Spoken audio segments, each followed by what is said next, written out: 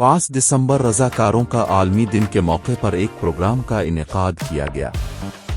इस मौके पर सटार वेलफेयर ऑर्गेनाइजेशन हवा शेल्टर होम पनाह में एक तकरीब का इंعقاد किया गया।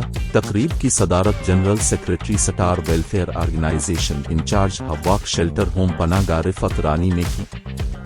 तकरीब के दौरान हवा शेल्टर होम पनाह में लावरिस यतीम, बेसहारा और ज़हनी अमराज में मुब्तला ख़वातीन की रज़ाकाराना खिदमात सरअंजाम देने वाली ख़वातीन रज़ाकारों को सटार वेलफेयर ऑर्गेनाइजेशन की जनरल सेक्रेटरी रिफत रानी ने तरीफ़ी असनाद से नवाजा और कहा कि हम आलमी दिन के मौका पर तमाम रज़ाकारों को सलाम पेश करते हैं और उन ख़वातीन को सलाम पेश करते हैं जिन्होंने साल हा साल काम किया।